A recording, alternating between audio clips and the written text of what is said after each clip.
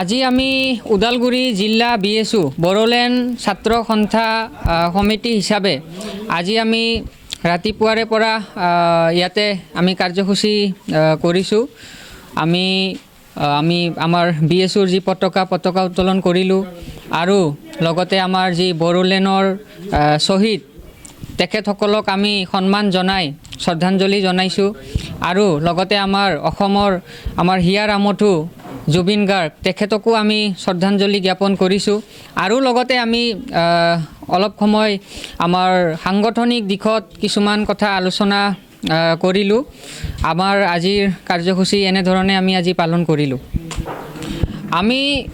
বড়োলেণ্ড ছাত্ৰ সন্থা হিচাপে আগন্তুক দিনত আমি বিভিন্ন দিশত আমি ষ্টুডেণ্টসকলৰ বিষয়ে আমি চিন্তা কৰিছোঁ বা আমি আলোচনাও কৰিছোঁ। আমাৰ কেন্দ্ৰ সমিতিৰ বিষয়ববীয়াসকলৰ লগতো আমাৰ আলোচনা আমি কৰিছোঁ যে এতিয়া যিসকল যুৱক যুৱতী এতিয়া পঢ়া শুনাৰ কাৰণে আগবাঢ়ি আছে তেখেতসকলক বিভিন্ন দিশত অকল হাই ছেকেণ্ডেৰী হওক BA নহয় অন্য কিছুমান কোৰ্চ থাকে APSC UPSC এইবিলাকৰ ক্ষেত্ৰতো আমাৰ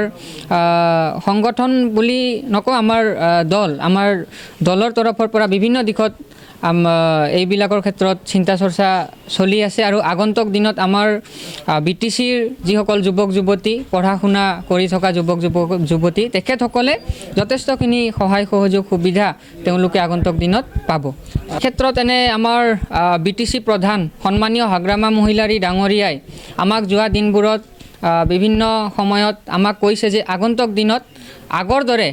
যিহেতু যোৱা 5 বছৰ আমাৰ BPF দলৰ চৰকাৰ নাছিল, হাগ্ৰামা মহিলাৰী ডাঙৰীয়া চিফ নাছিল, আকৌ তেওঁ যিহেতু 5 বছৰৰ মূৰত আকৌ চিফ হৈছে, গতিকে যোৱা দিনবোৰৰ দৰে এতিয়া আকৌ শিক্ষাৰ ক্ষেত্ৰত বা সামাজিক ডেভেলপমেণ্টে নহয় শিক্ষাৰ ক্ষেত্ৰত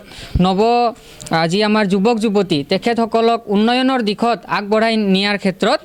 আমাৰ BTC প্ৰধান হাগ্ৰামা মহিলাৰী ডাঙৰীয়াই যথেষ্টখিনি চিন্তা চৰ্চা কৰিছে আৰু এতিয়াও তেওঁ চৰকাৰত অহাৰ লগে লগে যুৱক যুৱতীসকলক পঢ়া শুনা বুলিয়ে নহয় বিভিন্ন দিশত আগবাঢ়াৰ কাৰণে উন্নয়নৰ ক্ষেত্ৰত হওক বা বিভিন্ন কাম কাজৰ ক্ষেত্ৰত বা নিজকে প্ৰতিষ্ঠা কৰাৰ ক্ষেত্ৰত BTC ফালৰ পৰা বা BTC চৰকাৰ ফালৰ পৰা বহুতখিনি চিন্তা চৰ্চা কৰা হৈছে। আগন্তুক দিনত আমাৰ নৱপ্ৰজন্মই এইবিলাক সুবিধা পাবলৈ সক্ষম হ'ব। যি আজি কাৰ্যসূচী আছে আমাৰ দেশৰ প্ৰধানমন্ত্ৰী সন্মানীয় নৰেন্দ্ৰ মোদী ডাঙৰীয়া তেখেতো আহিব, আমাৰ অসমৰ মুখ্যমন্ত্ৰী ডাঙৰীয়া সকলো আমাৰ যিসকল আমাৰ সন্মানীয় ব্যক্তিসকল উপস্থিত থাকিব আৰু সকলোৰে উপস্থিতিত আজি যি আমাৰ বড়ো জনগোষ্ঠীয় যি নৃত্য সেই নৃত্য আজি প্ৰদৰ্শন হ'ব আৰু মই ভাবোঁ যে অকল অসমত নহয় বিশ্বৰ বিভিন্ন যি নিউজ মিডিয়া হওক বা বিভিন্ন ঠাইলৈ এই বাৰ্তা আজি যাবলৈ সক্ষম হ'ব। যোৱা দিনবোৰত এনে কোনো কাৰ্যসূচী আমি দেখা পোৱা নাছিলোঁ, গতিকে যিহেতু আজি আমি এই কাৰ্যসূচী আমি দেখিবলৈ পাইছোঁ আমাৰ নৱপ্ৰজন্মৰ কাৰণে অতিকৈয়ে ভাল লগা বা আজি ভাল এটা আজি দিন আৰু অসম চৰকাৰে এক ভাল সুন্দৰ পদক্ষেপ হাতত লৈছে আৰু অসম চৰকাৰকো আমি বহুত ধন্যবাদ জ্ঞাপন কৰিছোঁ।